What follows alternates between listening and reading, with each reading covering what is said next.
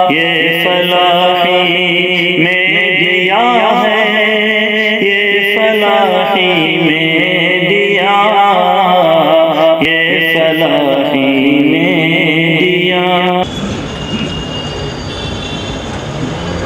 بسم اللہ الرحمن الرحیم، نحمدہ و نصلی علی رسولہ الکریم، اما بعد، اعوذ باللہ من الشیطان الرجیم، بسم اللہ الرحمن الرحیم۔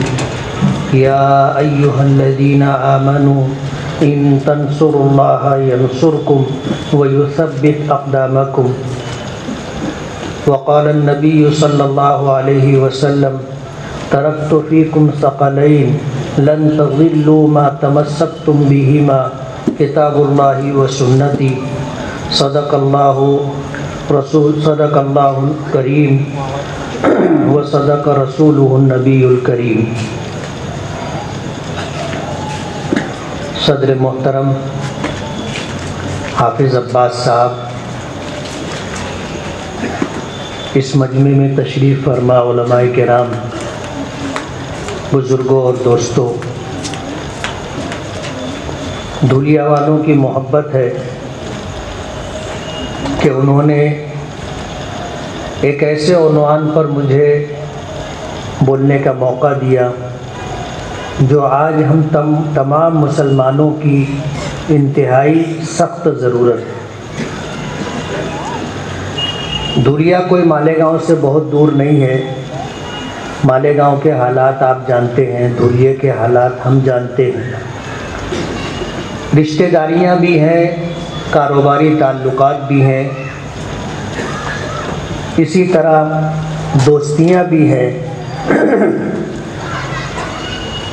ہم اپنے حالات سے بخوبی واقف ہیں۔ جیسے جیسے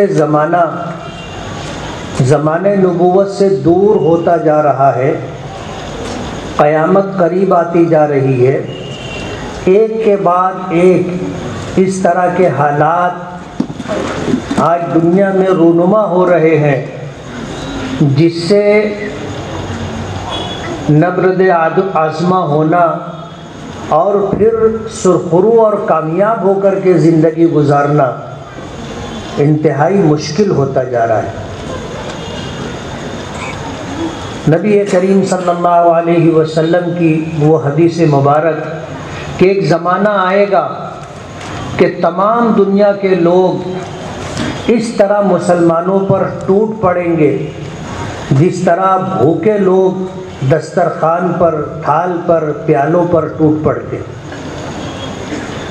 آج ہمارا سب سے بڑا جرم یہ ہے کہ ہم مسلمان ہیں، سب سے بڑا جرم یہ ہے کہ ہم اللہ اور اس کے رسول پر ایمان لائے ہیں، سب سے بڑا جرم یہ ہے کہ ہم اس دین اور شریعت کی پاسداری کرتے ہیں جو دین قیامت تک کے لیے آیا ہے، جو دین اللہ اس کے رسول کا عطا کردہ ہے، جو دین انتہائی مستحکم اور مضبوط ہے، جس دین کی بنیاد اللہ اس کے رسول کے ارشادات و احکامات پر ہے۔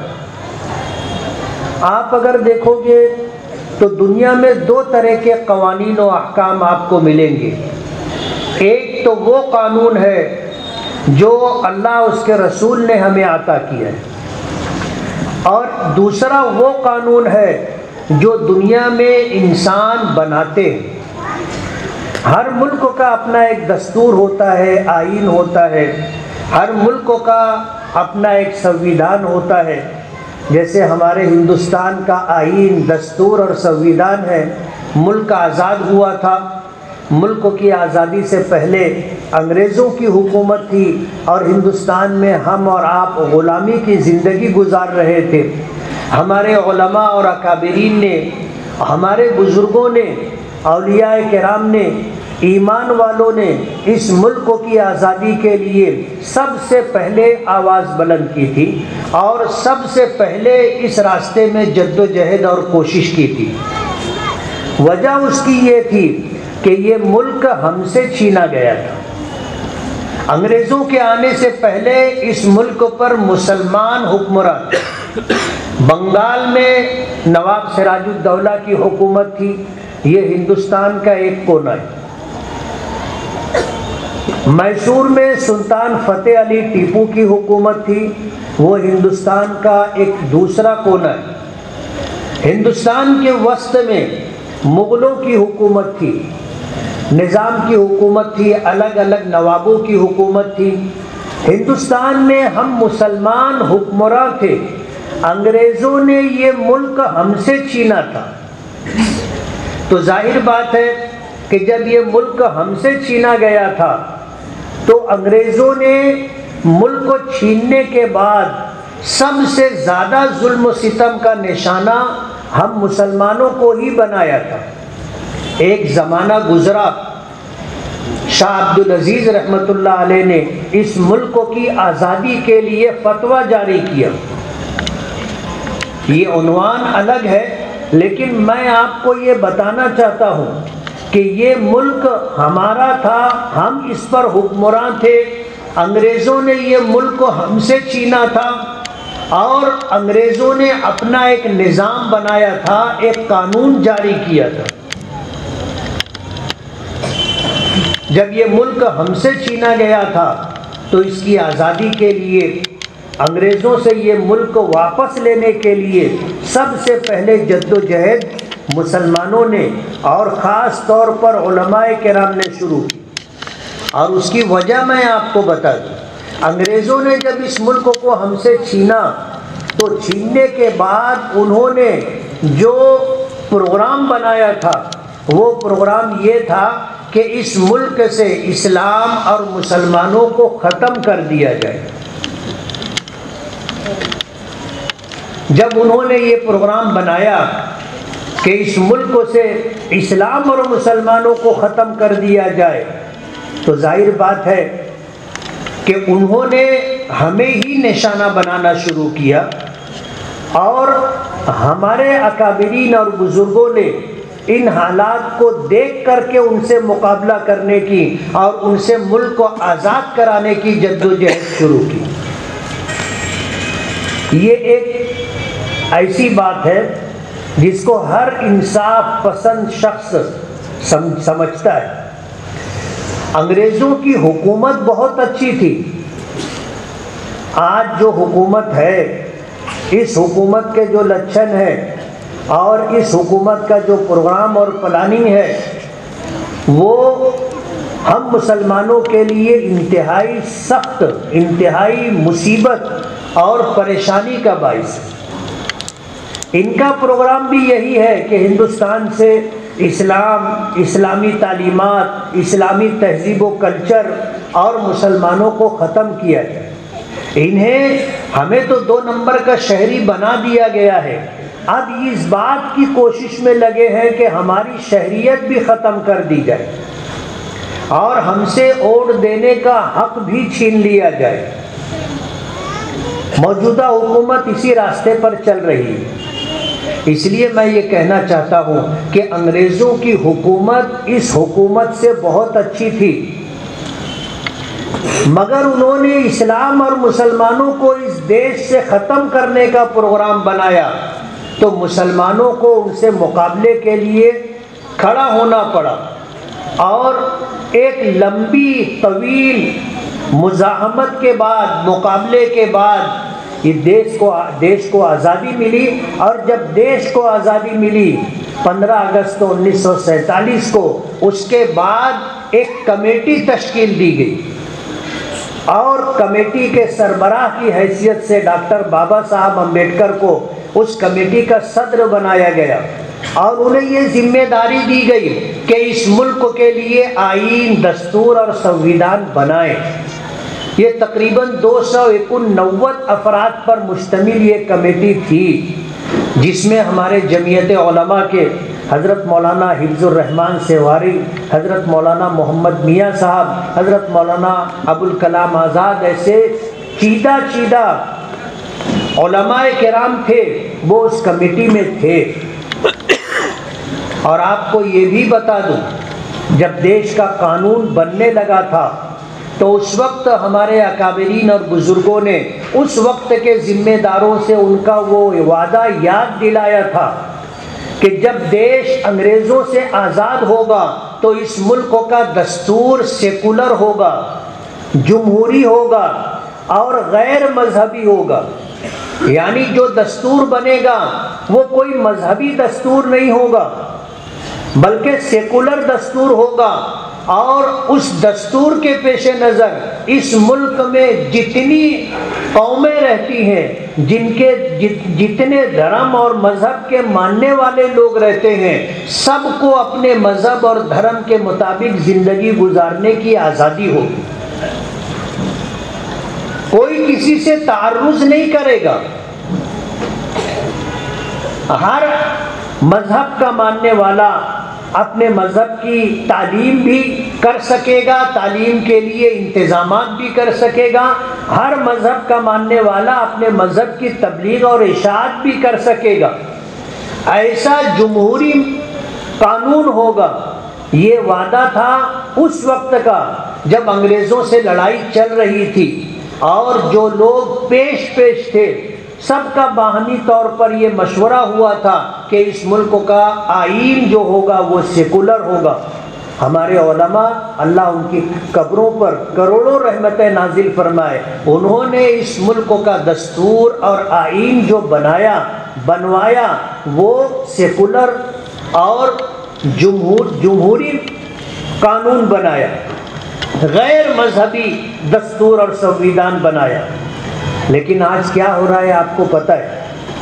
اس سے آگے بڑھ کر کے جو بات مجھے آپ کے سامنے رکھنی ہے وہ یہ کہ ایک طرف اللہ اس کے رسول کا قانون ہے اور دوسری طرف انسانوں کا بنایا ہوا قانون ہے۔ جب یہ دستور بنا اور دیش کی آزادی کے بعد،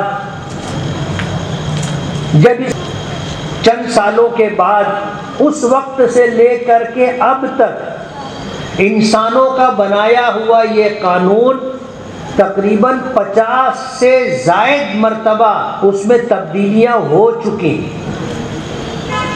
اور تبدیلی کیوں ہوئی وہ میں آپ کو بتانا چاہتا ہوں کہ ایک طرف اللہ اس کے رسول کا قانون ہے اور دوسری طرف انسانوں کا بنایا ہوا قانون۔ جو چیز ہمارے ملک میں ہے یہی چیز دنیا کے تمام ملکوں میں ہے، کہ وہاں پر ایک قانون ہے جو انسانوں کا بنایا ہوا ہے، اور انسان کو اپنی ماضی کا علم ہوتا ہے، انسانوں کو اپنے حال کا علم ہوتا ہے، اور انسانوں کو اپنے مستقبل کے تعلق سے کوئی کامل علم نہیں ہوتا، ایک اندازہ ہوتا ہے کہ سال بھر بعد، 10 سال بعد، 20 سال بعد، 50 سال بعد حالات کیا ہوں گے۔ آدمی سوچ سکتا ہے، ایک اندازہ لگا سکتا ہے، یقین کے ساتھ کسی کو پتہ نہیں ہوتا، خبر نہیں ہوتی کہ کل کیا ہوگا۔ اب ایسے لوگ جن کو ماضی کا علم ہے، جن کو حال کا علم ہے لیکن مستقبل کا علم نہیں ہے، وہ لوگ جو قانون بناتے ہیں وہ ماضی اور حال کو دیکھ کر کے بناتے ہیں، لیکن یہ حالات مستقبل میں بھی رہیں گے ایسا ضروری نہیں ہے۔ جب حالات بدلتے ہیں تو پھر اسمبلیوں میں اور پارلیمنٹ میں قانون بدلا جاتا ہے، قانون بدلا جاتا ہے، اور اس لیے بدلا جاتا ہے کہ حالات بدل گئے۔ تو ایک طرف اللہ اس کے رسول کا قانون ہے اور ایک طرف انسانوں کا اپنا بنایا ہوا قانون ہے، دونوں میں جو فرق ہے وہ فرق سمجھنے کا ہے۔ فرق یہ ہے کہ اللہ اس کے رسول کے قانون میں کوئی تبدیلی نہیں ہے۔ 1400 سال پہلے جو قانون، جو شریعت، جو دین ہمیں دیا گیا، اس وقت سے لے کر کے آج تک اور آج کے بعد قیامت تک یہ قانون اسی حالت میں رہے گا جس حالت میں 1400 سال پہلے تھا۔ آج ہے، کل بھی ایسا ہی رہے گا، قیامت تک ایسا ہی رہے گا، اس میں تبدیلی نہیں آئے گی۔ کیوں؟ یہ اللہ کا بنایا ہوا قانون۔ اور اللہ تعالیٰ کو ما کان ما یکون کا علم ہے، یعنی ماضی میں کیا تھا اللہ کو وہ بھی پتہ ہے، علم ہے، اور قیامت تک حالات کیسے آئیں گے، کیا ہوگا، اس بات کا بھی پتہ اللہ کو ہے، علم اللہ پاک کو ہے۔ اب ظاہر بات ہے جب اللہ کا بنایا ہوا قانون ہے اور اللہ تعالیٰ ماضی کو بھی جانتا ہے، حال کو بھی جانتا ہے، مستقبل کو بھی جانتا ہے، تو ظاہر بات ہے اس نے جو قانون بنایا ہے وہ قیامت تک کے لیے اپنی جگہ قائم رہے گا، اس میں تبدیلی نہیں آئے گی۔ یہی وجہ ہے کہ علماء کرام قرآن و حدیث کو سامنے رکھ کر کے آپ کو وہ احکامات بتاتے ہیں جو اللہ اس کے رسول نے عطا کیے، ہم اپنی طرف سے کچھ نہیں بتاتے۔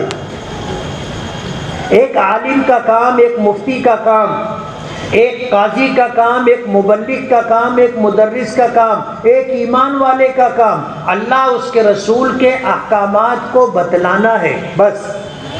تبدیلی کا حق کسی کو اللہ پاک نے نہیں دیا۔ خود نبی کریم صلی اللہ علیہ وسلم صاحب شریعت تھے، اللہ پاک نے قرآن کریم اتارا تو قرآن کریم میں یہ بتا دیا گیا کہ نبی کریم صلی اللہ علیہ وسلم جو کچھ کہتے ہیں یہ من جانب اللہ ہوتا ہے، بذریعہ وحی آپ سے وہ کہلوایا جاتا ہے، اللہ کی طرف سے رہنمائی اور ہدایت ہوتی ہے جس کے مطابق وہ لوگوں تک اللہ کے احکامات واضح کر کے پہنچاتے اور بتاتے۔ نبی کریم صلی اللہ علیہ وسلم کے ارشادات قرآن کریم کی تفسیر ہے۔ ظاہر بات ہے ایک طرف اللہ اور اس کے رسول کے قانون، دوسری طرف انسانوں کا بنایا ہوا قانون۔ انسانوں کو جتنا علم ہوتا ہے اس علم کے مطابق قانون بناتے ہیں، اور جب حالات بدل جاتے ہیں تو بعد میں آنے والے پھر قانون بدلتے، اس میں ترمیم کرتے، اس میں تبدیلی کرتے۔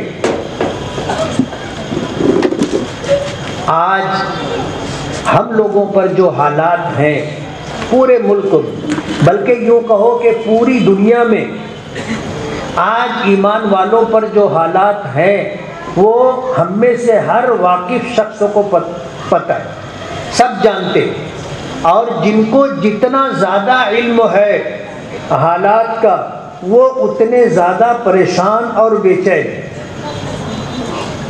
جن کو پتہ نہیں ہے، حالات کا اندازہ نہیں ہے، ان کو کوئی پریشانی، کوئی بے چینی نہیں، لیکن جن کو حالات کا علم ہے، دشمنوں کی سازشوں کا، ان کی پلاننگ کا پتہ ہے، ان کی راتوں کی نیند اڑ گئی ہے۔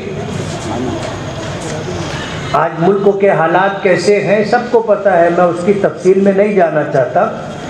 ظاہر بات ہے کہ آج ہم اس ملک میں ہیں اور اس ملک میں کیا ہو رہا ہے سب کو پتہ ہے۔ عربی کا جملہ ہے صاحب البیت ادری بما فیہ، گھر والا جانتا ہے گھر میں کیا ہے۔ ہم اپنے گھر میں ہیں تو ہمیں ہمارے گھر کا علم ہے، گھر کا پتہ ہے، گھر میں کیا ہے اس کی جانکاری ہے، اور ظاہر بات ہے کہ ہم اپنے شہر میں ہیں، شہر میں کیا ہو رہا ہے اس کا بھی پتہ ہے، اپنے ملک میں ہے، ملک میں دیش میں کیا ہو رہا ہے اس کا بھی پتہ ہے۔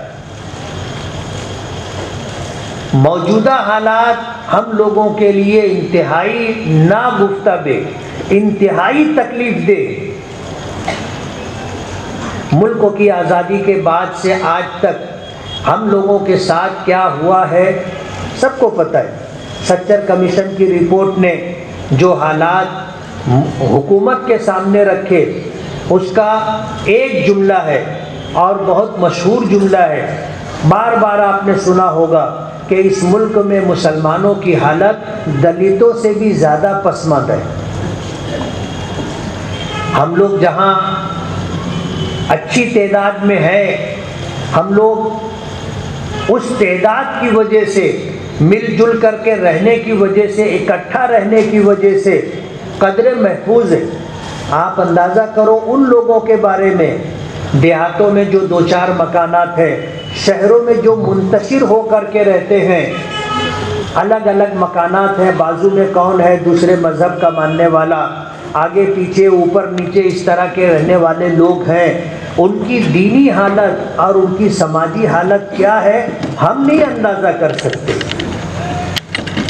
ایسے حالات میں جب ایسے ناگفتہ اور تکلیف دہ حالات کے ساتھ دنیا میں مسلمان جی رہا ہے اور سب یہ چاہتے ہیں کہ ہمارے حالات بدلے، ہمارے حالات بدلے اور بے روزگاری سے نکل کر کے روزگار پالیں، ہم پریشانیوں سے نکل کر کے اچھے حالات میں آ جائیں، بیماریوں سے نکل کر کے صحت پالیں، ذلت کی زندگی ختم ہو جائے، عزت کا مقام مل جائے، سماج کے اندر باوقار طریقے سے ہم زندگی گزارنے لگے۔ ہر سنجیدہ، ہر وہ شخص جو اپنے لیے، اپنے بچوں کے مستقبل کے لیے فکر مند ہے، اس کی یہی سوچ ہے۔